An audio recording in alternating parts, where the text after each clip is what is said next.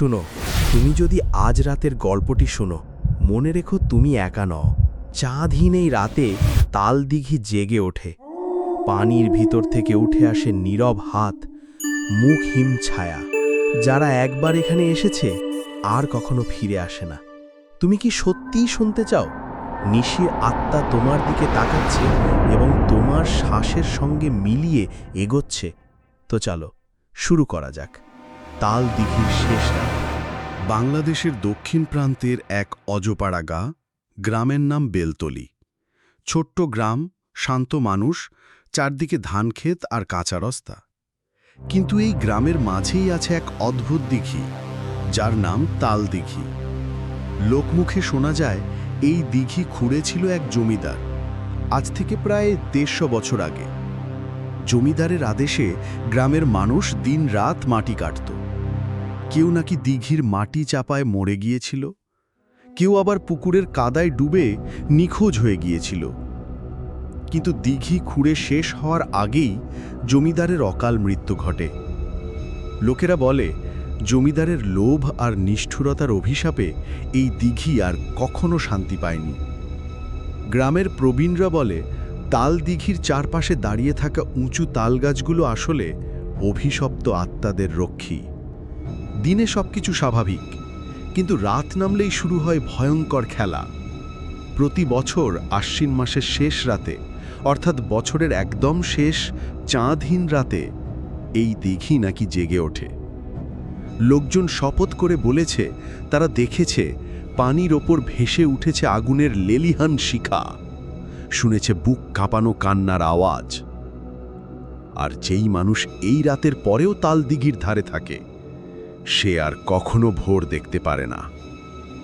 গ্রামের মানুষ তাই এই দিঘিকে এড়িয়ে চলে। সন্ধ্যা নামলেই কেউ ওদিকে যায় না। শিশুরা কান্নাকাটি করলে মায়েরা ভয় দেখিয়ে বলে, চুপ কর, না হলে তাল দিঘির ভূত এসে ধরে নিয়ে যাবে। বছরের পর বছর গ্রামে এই ভয় এমনভাবে ছড়িয়ে পড়েছে যে তাল দিঘির ধারে এখন ঘাস ছাড়া আর কিছুই জন্মায় না। এমনকি পাখিরাও নাকি ওখানে বসে না। তবে ভয়ঙ্কর সত্যিটা হলো, প্রতি বছরই ঠিক শেষ রাত্রিতে কেউ না কেউ কৌতূহলবশত তাল দিঘির কাছে যায়। আর তারপর থেকে সেই মানুষটিকে আর কখনো গ্রামের কেউ দেখে না। তাদের নাম মুছে যায় গ্রামের খাতার তালিকা থেকে। তাদের পরিবার কাঁদে, কিন্তু খুঁজে পায় না কোনো মৃতদেহ। শুধু শোনা যায় তাল দিঘির জলে রাত গভীর হলে কারো করুণ আর্তনাদ ভেসে আসে। কিন্তু এবার এই কাহিনী শুধু গুজবেই সীমাবদ্ধ থাকবে না, কারণ আপনি শুনতে যাচ্ছেন তাল দিঘির শেষ রাতের আসল ঘটনা। সেই বছর আশ্বিন মাসের শেষ রাত এগিয়ে আসছিল। গ্রামের সবাই তখনও ভয়ে কাঁপছে, কারণ বছরের এই একটা রাত মানেই তালদিঘির অদ্ভুত কান্না আর অশরীরীর খেলা। কিন্তু গ্রামে সদ্য আসা ৩ জন যুবক, তাদের ভয়ডর নেই। তারা শহরের মানুষ, নাম রাজীব, সাকিব আর নীরব। গ্রামের স্কুলে পড়াতে এসেছে তারা। গ্রামের মানুষ যখন কুসংস্কারের কথা বলে, তারা শুধু হেসে উড়িয়ে দেয়। তাল দিঘি আবার কিসের ভূত? এগুলো সব বাজে গল্প, মানুষকে ভয় দেখানোর জন্য বানানো, রাজীব বলেছিল। কিন্তু গ্রাম্য বৃদ্ধা রহিমা খালা হুঁশিয়ারি দিয়েছিল, বাবারা, শেষ রাতে ওই দিঘির ধারে যেও না, ওখানে গেলে কেউ ফিরে আসে না। কথাগুলো শুনে সাকিব হেসে উঠেছিল, খালা, আমরা পড়াশোনার মানুষ, এইসব কুসংস্কারে বিশ্বাস করি না। কিন্তু বৃদ্ধার চোখের ভয়ের ছাপ ছিল স্পষ্ট। তিনি আর কিছু বলেননি, শুধু চুপচাপ ফিরে গিয়েছিলেন নিজের ভাঙা কুড়ে ঘরে। শেষ রাত এলো। চারদিকে ঘন অন্ধকার, আকাশে চাঁদ নেই, কেবল হাড় কাঁপানো হাওয়া বইছে। কুকুরগুলো হু হু করে ডাকছে, যেন অদৃশ্য কিছু আসছে। রাজীব, সাকিব আর নীরব ৩ জনেই হাতে টর্চ নিয়ে রওনা দিল তালদিঘির দিকে। পথ কাঁচা, দুপাশে শূন্য ধানক্ষেত। হঠাৎ হাওয়ায় তালপাতার ঝরঝর শব্দ, যেন গাছের মাথায় কেউ দাঁড়িয়ে তাদের নাম ধরে ডাকছে। তালদিঘির কাছে পৌঁছে তারা অবাক হয়ে গেল। সাধারণত দিঘির জল কালো, অন্ধকার, কিন্তু সেই রাতে মনে হচ্ছিল পানির তলায় যেন কারো চোখ জ্বলছে। দেখছিস নিচে আলো? বলছিস কি, এগুলো হয়তো মাছের চোখে টর্চের প্রতিফলন, রাজীব যুক্তি দিল, যদিও তার কণ্ঠে সামান্য কাঁপন ধরা পড়েছিল। হঠাৎ তারা শুনতে পেল এক অচেনা শব্দ, মৃদু, টেনে টেনে আসা ফিসফিসানি। ফিরে যা, ফিরে যা। তিনজন স্থির হয়ে দাঁড়িয়ে রইল। কোনো মানুষ নেই চারপাশে, তবু শব্দ যেন তাদের কানের ভেতর ঢুকে যাচ্ছিল। নীরবের বুক ধকধক করে উঠল। সে হঠাৎ টর্চ ফেলে দিল মাটিতে। আলো ঘুলে গিয়ে পড়ল তাল গাছের গোড়ায়। সেখানে যেন মুহূর্তের জন্য দেখা গেল এক সাদা কাপড় পরা বৃদ্ধা দাঁড়িয়ে আছে, মুখ ঢেকে, মাথা নিচু করে। রাজীব দৌড়ে আলোটা সরাতে গেল, কিন্তু আবার যখন আলো ফিরল, কেউ নেই সেখানে। তিনজন চুপ করে একে অপরের দিকে তাকালো। কারোর মুখে আর কথা নেই, শুধু তালপাতার শব্দ, কুকুরের ডাক আর দিঘির জলে টলমল আলো। সাকিব জোর করে হাসার চেষ্টা করল। ভয় পাওয়ার কিছু নেই, এগুলো সব হ্যালুসিনেশন, কিন্তু তার গলায় আত্মবিশ্বাসের চেয়ে ভয় বেশি ছিল। হঠাৎ আবার সেই ফিসফিসানি শোনা গেল, এবার আরও কাছে, আরও ভয়ঙ্কর। শেষ রাত, ফিরে যা। তিনজন একসাথে চমকে উঠল। এবার তারা বুঝল, তালদিঘির রহস্য কেবল গুজব নয়, কিছু একটা সত্যিই আছে এখানে। তালদিঘির ধারে দাঁড়িয়ে তিনজন যুবক একে অপরের দিকে তাকালো। চারদিকে অদ্ভুত নিস্তব্ধতা। মনে হচ্ছিল পুরো পৃথিবী যেন এক মুহূর্তের জন্য থেমে গেছে।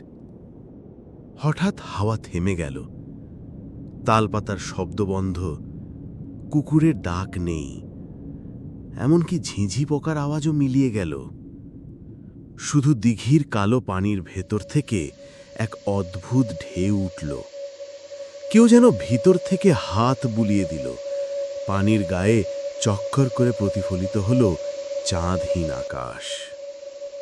সাকিব নিচু গলায় বলল, তুইরা দেখছিস কোনো বাতাস ছাড়াই ঢেউ উঠছে? রাজীব ভয় লুকাতে চেষ্টা করল। আরে এটা হয়তো মাছ, বড় কোনো মাছ। কিন্তু ঠিক তখনই নীরব থমকে গেল।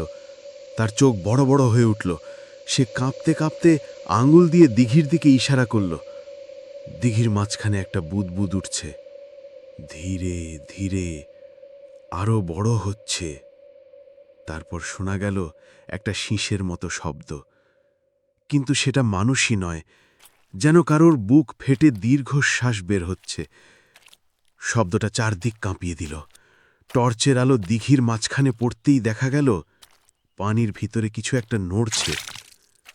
নীরব কাঁপা গলায় বলল, ওইটা ওইটা তো মানুষের ছায়া। সত্যি, কালো পানির তলায় স্পষ্ট দেখা যাচ্ছিল কারোর দাঁড়িয়ে থাকার মতো ছায়া।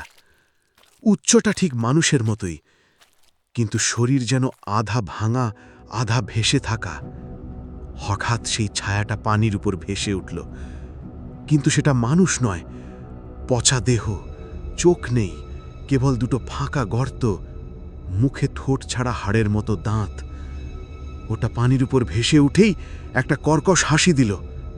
হা হা হা হা। শব্দটা চারদিকে প্রতিধ্বনি হলো। তালপাতা কাঁপতে শুরু করল, আবার বাতাস বইতে লাগলো, কিন্তু এবার হাড় কাঁপানো ঠান্ডা হাওয়া।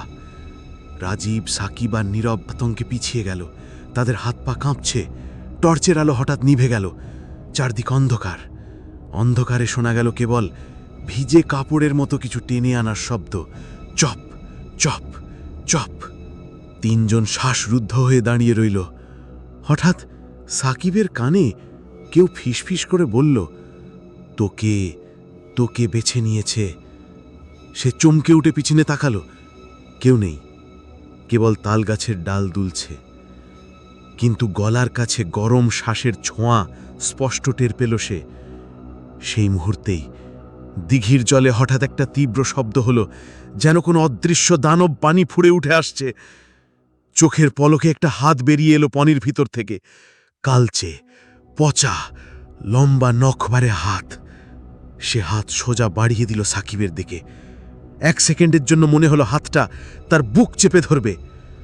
রাজীব চিৎকার করে উঠল, দৌড়া! 3 জন দৌড় দিতে গিয়েছিল, কিন্তু তখনই আবার সেই শীষের শব্দ। আরেকটা হাত, তারপর আরো অনেকগুলো হাত দিঘির জল থেকে উঠতে লাগল। দিঘির জল যেন মানুষে ভরে গেছে, কেউ আধা ডুবে, কেউ আধা ভেসে, কিন্তু সবার চোখ নেই, মুখে শূন্য কালো গর্ত। তারা আর দাঁড়িয়ে থাকতে পারল না।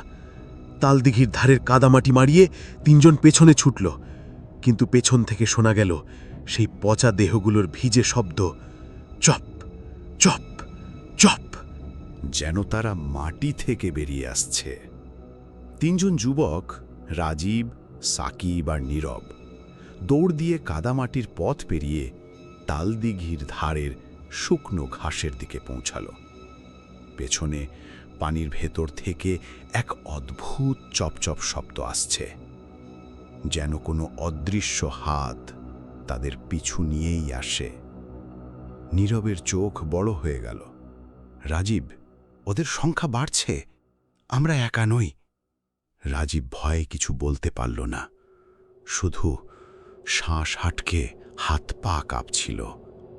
তাল গাছগুলো কাঁপছে, কিন্তু বাতাস নেই, যেন তারা স্বয়ংক্রিয়ভাবে দুলছে। আকাশও অন্ধকার, চারদিকে হালকা ধোঁয়ার মতো ধোঁয়াশা ভেসে বেড়াচ্ছে। মাটির উপর ছায়া দীর্ঘ হয়ে গেছে, আর ছায়াগুলো আলাদা, তাদের মতো নয়, বেঁকানো, বিকৃত, যেমন কোনো ভয়ঙ্কর প্রাণী দৌড়াচ্ছে। নীরব হঠাৎ চিৎকার করল, ওই দেখছিস, পানির ওপর! পানির ওপর কিছু কালি সদৃশ ছায়া ভেসে উঠল। শরীর অর্ধেক পানির ভেতর, অর্ধেক ওপরে। কিছু নেই চোখ মুখ, শুধু অন্ধকার মুখের ছায়া। হঠাৎ ছায়াটি তাদের দিকে তাকালো। বৃদ্ধ বা মানুষ নয়, বরং পচা দেহের মতো। শরীর ঝুলছে, বাতাসের সাথে ধীরে ধীরে নড়াচড়া করছে। তাদের দিকে কেবল তাকিয়ে আছে। কোনো শব্দ বের হয় না, শুধু দহনশীল চোখের মতো অন্ধকার গর্ত। রাজীব টর্চ জিতেই ছায়ার ছায়া হঠাৎ মাটিতে এসে মিশল। কিন্তু তারপর পেছনে দিঘির পানির ভেতর থেকে একটা চমকপ্রদ নড়াচড়া। কিছু একটা হঠাৎ পানির ওপর উঠে আসল। শরীর ভাঙ্গা, হাড় ফেলো, মুখ ছাড়া। হঠাৎ তার কাঁপানো হাত বেরিয়ে তাদের দিকে বাড়ল। সাকিব চিৎকার করে পিছিয়ে গেল। তারা বুঝল তারা আর নিরাপদ নয়। নীরব দ্রুত বলল, চলো পেছনে পালাই। এবার বুঝলাম এরা গুজব নয়। 3 জন দৌড় দিল, কিন্তু তখনই তারা দেখতে পেল তাল গাছের ছায়ার ভেতর আরও কিছু বিকৃত মুখ, যা চুপচাপ তাদের দিকে তাকিয়ে আছে। হঠাৎ ছায়াগুলো একত্রিত হয়ে এক বিশাল বিকৃত রূপ নিল।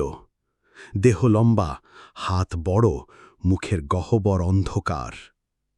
চোখের জলজল নেই, শুধু ভাঁকা অন্ধকার। রাজীব, সাকিব আর নীরব কাঁপতে কাঁপতে দৌড়াচ্ছে। তাদের গলার শব্দ বন্ধ, কেবল হৃদয় কাঁপছে। তালদিঘির ধারে চারপাশে ছায়ার অদ্ভুত নাচ। পানির ভেতর থেকে আবার চপচপ শব্দ। হঠাৎ হঠাৎ দিঘি থেকে একাধিক হাত বেরিয়ে তাদের দিকে ছুঁড়ে ধরা হলো। কেউ ধরা পড়ল না, তবে হাতগুলো তাদের দৌড়কে বাধা দিচ্ছে, ঘাসে কাঁপাচ্ছে। নীরব হঠাৎ থেমে দাঁড়াল। আমরা এখন আর মানুষ নয়, আমরা আমরা তাদের সামনে। রাজীব হকচক্কে তাকাল। পেছনে হঠাৎ ঝাঁকুনি। শুধু দিঘি থেকে নয়, তালগাছের ছায়াও নড়ছে, যেন সে জীবিত। তাদের চারপাশে বাতাস হঠাৎ ঘুরছে, ঠান্ডা, অদ্ভুত, শ্বাস বন্ধ, হৃদয় কাঁপছে। শুধু তারা দৌড়াচ্ছে, কিন্তু প্রতিটি পদক্ষেপে মনে হচ্ছে ধোঁয়া ভরা ছায়াগুলো তাদের পিছন থেকে টেনে নিচ্ছে। হঠাৎ দিঘিল জলে আলো জ্বলে উঠল। চোখের সামনে এক ভয়ঙ্কর দৃশ্য। পানি ভাঙছে, হাড়ের মতো হাত উঠছে, মুখ নেই, শুধু ফাঁকা গর্ত। তাদের দৌড় এখন অব্যাহত। কিন্তু তাল দিঘির রহস্য আরও ঘন হচ্ছে।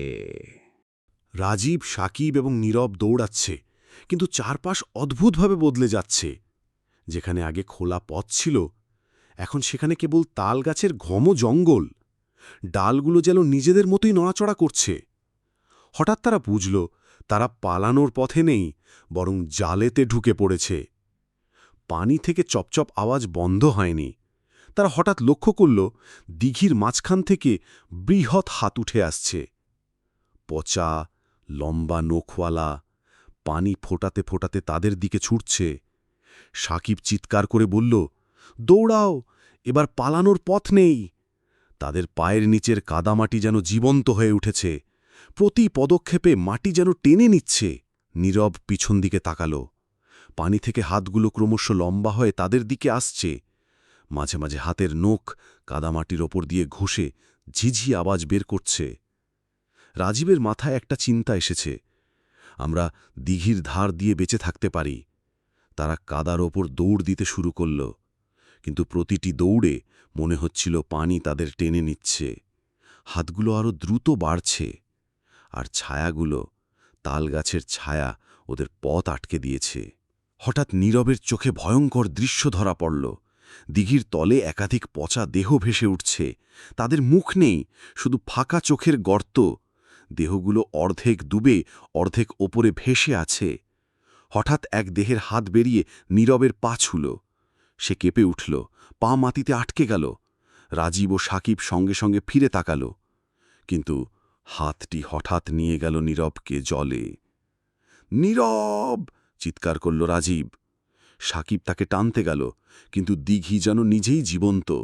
জল নাড়ছে, কাদা উথলে উঠছে, অদ্ভুত চিৎকার আর ফিসফিসানি চারপাশে ভেসে আসছে। পানির ভিতর থেকে হঠাৎ আলো জ্বলে উঠল। দৃশ্যটা এত ভয়ঙ্কর যে তাদের চোখ থেকে জল ঝরল। পানি ফেটে উঠে একাধিক হাত তাদের দিকে বাড়ছে। রাজীব ও সাকিব আতঙ্কে দৌড়াচ্ছে, তাদের পায়ের তলা যেন আগুনে পোড়া। তালগাছের ছায়াগুলো সামনে এসে একত্রিত হয়েছে। বৃহৎ ছায়ার রূপ নিল। মাথার ওপরে লম্বা হাত, মুখ নেই, চোখ নেই, শুধু ফাঁকা অন্ধকার। তাদের মনে হল, এই ছায়া এখন তাদের প্রতিটি শ্বাসের সঙ্গে লেগে আছে। হঠাৎ তাদের দৌড়ের পথ বন্ধ হয়ে গেল। তালগাছের ডালগুলো মিলে বেড়েছে, মাটিতে কাদা যেন তাদের পা ধরে রেখেছে। রাজীব চিৎকার করে বলল, এখন কোথায় পালানো? কিন্তু কোনো উত্তর নেই, শুধু পানির ভেতর থেকে শীষের মতো ফিসফিসানি। ফিরে যাও, ফিরে যাও, শেষ রাত।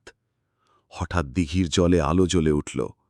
পানি ফেটে উঠে বৃহৎ দানবীয় হাত বেরিয়ে এলো, নীরবকে টেনে নিচ্ছে। রাজীব ও সাকিব তাকিয়ে থাকে, কিন্তু তাদের কণ্ঠ বন্ধ, শুধু হৃদয় কাঁপছে। শুধুমাত্র একটিমাত্র বাস্তব সত্য স্পষ্ট, তাদের আর পালানোর কোনো রাস্তা নেই। তালদিঘি সর্বোচ্চ আতঙ্কে তাদের আটকে রেখেছে। তারা বুঝতে পারল, যা কিছু শোনা গুজব মনে হতো, এখন সেটা বাস্তব। তাদের পাশে নেই কেউ, তাদের সাথে আছে কেবল দিঘি, জল, পচা হাত আর বিকৃত ছায়া। রাজীব ও সাকিব দৌড়াচ্ছে, কিন্তু তারা বুঝতে পারছে নীরব আর তাদের সঙ্গে নেই। পেছনে দিঘি থেকে শীষ আর ফিসফিসানি ভেসে আসছে। শেষ রাত, ফেরো না। নীরবকে টেনে নিচ্ছে পানির ভেতরের পচা হাতগুলো। কেউ কিছু করতে পারছে না। রাজীব চিৎকার করছে, সাকিব কাঁপছে। হঠাৎ নীরব পানির মধ্যেই অদৃশ্য হয়ে গেল। পানি আবার শান্ত হয়েছে, কিন্তু তাদের বুক কাঁপছে। দিঘির চারপাশে ছায়া ঘুরছে, যেন তাদেরকে চেপে ধরছে। রাজীব ফিসফিস করে বলল, আমরা বেঁচে যাব, শুধু যদি এখানে থাকি না। কিন্তু তার কণ্ঠেও আতঙ্ক লুকাতে পারছে না। তারা দৌড়াতে দৌড়াতে দিঘির পাড়ে এসে পড়ল। হঠাৎ তালগাছের ছায়া জীবন্ত হয়ে ওঠে। ডালগুলো যেন তাদের চারপাশে বৃত্ত গঠন করছে। পাশ থেকে পানির ভেতরে হাতগুলো বাড়ছে। দেখতে পাচ্ছে কেবল পচা হাতের নখ আর ফাঁকা চোখের গর্ত। সাকিব হঠাৎ থেমে দাঁড়ায়। রাজীব, আমরা বের হতে পারবো না। রাজীব চিৎকার করে বলল, না না, আমরা বের হবই।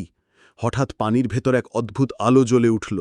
নীরবের দেহ পানি থেকে উঁচু হয়ে ভেসে উঠল, মুখ ফাঁকা, চোখ নেই। হঠাৎ সে হাত বাড়াল এবং এক কর্কশ হাসি দিল। রাজীব ও সাকিব চিৎকার করে পেছনে হেঁটেও পায় না। পানি আবার চপচপ শব্দে ফেটে উঠছে। দিঘি যেন তাদের দৌড়কে প্রতিটি পদক্ষেপে বাধা দিচ্ছে। তারা বুঝল নীরব আর কখনো ফিরবে না। হঠাৎ রাজীবের পায়ের কাছে কাদা নড়তে লাগল। একটা হাত বের হয়ে তার পা ছুল। সে চিৎকার করে পেছনে হেলাল। সাকিব চেষ্টা করল হাতটি সরাতে, কিন্তু ততক্ষণে রাজীবকে টেনে নিচ্ছে। রাজীব শেষবার চোখের দেখা দিল। নীরব আর তার পাশে পচা হাতের ভয়ঙ্কর দেহগুলো। হাসি, ফিসফিসানি, চপচপ সব মিলিয়ে এক ভয়ঙ্কর মিশ্রণ। সাকিব একা বেঁচে রইল। তার বুক কাঁপছে, শ্বাস থেমে যাচ্ছে। চারপাশ অন্ধকার। দিঘির জলে হাতের নড়াচড়া থেমে যায় না। হঠাৎ দেখা গেল জলে বিশাল আলো জ্বলে উঠল। পানি ফেটে উঠছে, হাতগুলো আরও শক্তভাবে উঠে আসছে। সাকিব বুঝতে পারল, যে কেউ শেষ রাতে তালদিঘিতে আসে, সে আর কোনোদিন ফিরে আসে না। তাকে আচ্ছন্ন করল ভয়। তালদিঘি তার চারপাশে ঘূর্ণায়মান, জীবন্ত মনে হচ্ছে। শীষ আর ফিসফিসানি শুনতে পাচ্ছে চারদিকে। দেখতে পাচ্ছে শুধু ফাঁকা চোখ, মুখহীন দেহ আর ছায়া। তিনজনের মধ্যে দুজন চলে গেছে, এবার বাকি একটিও একাকী। তাকে অবশেষে বোঝাতে চায় তালদিঘি যে এখান থেকে পালানোর পথ নেই, আমরা এখানে চিরকাল। সাকিব দৌড়াতে চেষ্টা করল, কিন্তু প্রতিটি ধাপেই মনে হল মাটি ও পানি মিলিয়ে তাকে টেনে নিচ্ছে। ভয়, আতঙ্ক, হতাশা সব মিলিয়ে তাকে মায়া করে ধরে রাখছে। হঠাৎ দিঘির জলে এক আয়নার মতো ঝলক। সে নিজের ভয়ঙ্কর প্রতিবিম্ব দেখল। শরীর ভেঙে, চোখ ফাঁকা, হাত ছিঁড়ে। আর জানা গেল, যা দেখেছে সেটিই হয় সত্য। সাকিব একা দাঁড়িয়ে আছে। চারপাশ অন্ধকার। রাজীব আর নীরব চিরকালের জন্য তালদিঘিতে হারিয়ে গেছে। পানির ওপর নীরবের অর্ধভাঙা, মুখহীন দেহ ভেসে যাচ্ছে মনে হচ্ছে। যেন তাকে দেখিয়ে দিচ্ছে এখান থেকে কেউ বেঁচে যেতে পারবে না। সাকিবের চোখে আতঙ্ক, হৃদয় কাঁপছে। শ্বাস নিতে গিয়ে মনে হচ্ছে প্রতি শ্বাসের সঙ্গে দিঘির পানি আর ছায়া তাকে টানছে আরও গভীরে। হঠাৎ তার চোখে পড়ল দিঘির তলে কিছু অদ্ভুত আলো জ্বলছে। এটি কোনো মানুষ বা প্রাণীর নয়, এটি যেন অভিশপ্ত আত্মার শক্তি, যা দিঘির পানির ভেতরে আটকা। সাকিব বুঝল, প্রতি বছর যে শেষ রাত আসে তা শুধু গল্প নয়, তালদিঘি সত্যিই অভিশপ্ত। যে কেউ চাঁদহীন রাতে আসে, সে আর ফিরে আসে না। পানির ভেতর থেকে হঠাৎ হাতগুলো একত্রিত হয়ে দাঁড়াল। ছায়াগুলো আরও বিকৃত রূপ নিল। শীষ, ফিসফিসানি, চপচপ আওয়াজ মিলিয়ে একটি একাকী, ভয়ঙ্কর এক মিশ্রণ তৈরি করছে। সাকিব চিৎকার করতে চাইল, কিন্তু কণ্ঠ বন্ধ। শুধু চোখের সামনে ফাঁকা গর্তের চোখ, মুখহীন দেহ আর বিশাল ছায়ার রূপ দেখছে। হঠাৎ দিঘির জলে আলো ফেটে গেল। সবার দৃষ্টি পানির তলায়। যা দেখল সাকিব, তার মন কাঁপল চরমভাবে। নীরব আর রাজীবের মতো আরও অনেক মানুষের ছায়া সেখানে ভেসে আছে। তারা অর্ধ মানুষ, অর্ধ ছায়া, চিরকালবন্দী। সাকিব বুঝল, তালদিঘি শুধু একটি জায়গা নয়, এটি একটি অভিশপ্ত জাল, যেখানে সময়, স্থান, জীবন সব কিছু মিলিয়ে গেছে। যারা এখানে প্রবেশ করে তারা চিরকালের জন্য সেখানে বন্দী থাকে। পানির ধারা হঠাৎ শান্ত, শীষ বন্ধ, কিন্তু দিঘির তলে অচেনা আলো জ্বলছে। ছায়া অদৃশ্য হয় না, বরং আরও গভীরে ডুবে গেছে। সাকিব একা দাঁড়িয়ে আছে। চোখের সামনে ভেসে ওঠা ছায়াগুলো মনে করিয়ে দিচ্ছে, যে কৌতূহলবশত আসে সে শেষ রাতের সত্য দেখবে। যে কেউ তালদিঘির ধারে চাঁদহীন রাতে আসে সে আর ফিরে যায় না। নিশিরাত্মা, এখন তুমি।